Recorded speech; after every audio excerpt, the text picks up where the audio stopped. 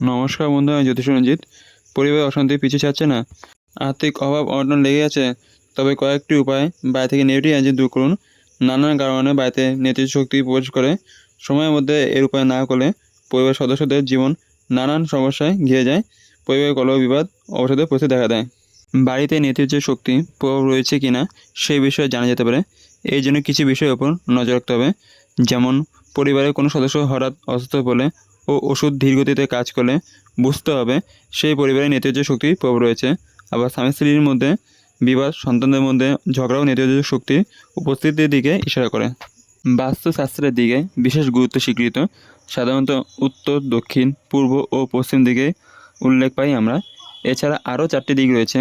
আকাশ ও পাতালকেও 2টি দিকে মনে করা হয়। অতএব মোট 10 দিক রয়েছে।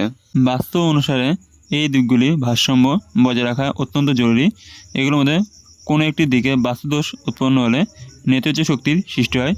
কোন দিক দোষমুক্ত হলে কোন কোন সমস্যা দেখা যেতে পারে জেনে নিন আমার এই ভিডিওতে।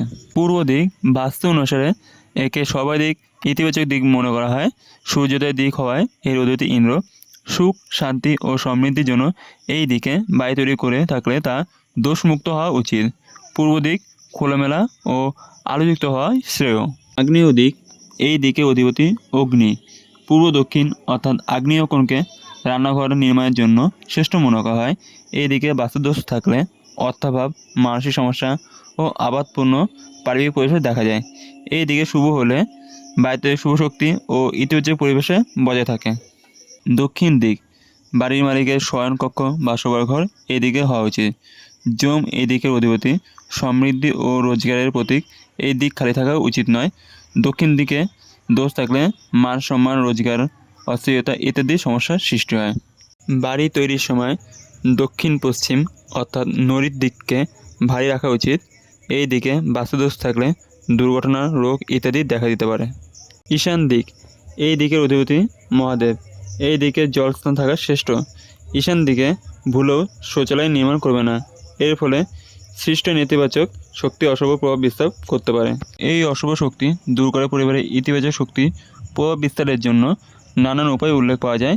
কী কী করবেন জেনে নিন। 1. ঘর মোছার সময় জলে লবণ মিশিয়ে নিন। নেতিবাচক শক্তি শুষে নেওয়ার ক্ষমতা রয়েছে লবণের মধ্যে। জীবনও নষ্ট করে ও স্বাস্থ্যের পক্ষেও ভালো। 2. বাড়িতে ঘি, কর্পূর ও চন্দন এগুলো মিশিয়ে তার ধোঁয়া দিন। এর ফলে বাড়ির জীবাণু নষ্ট হয় ও ইতিবাচক সুগন্ধি পরিবেশের সৃষ্টি হয়। 3. বাড়িতে কোনো ভয় পরিবেশ থাকলে পরিষ্কার জলে লবঙ্গ ও গোলাপের পাপড়ি দিয়ে সারা ঘর ছেটান। এই উপায়ে নেতিবাচক শক্তি নষ্ট হবে ও ভয় দূর হবে। 4. ঘিয়ে হলুদ ও সিঁদুর মিশিয়ে বাড়ির প্রবেশদ্বারে 5 বার তিলক করুন। এর পাশাপাশি তামার পাতায় জল নিয়ে প্রবেশদ্বারে ছেটান।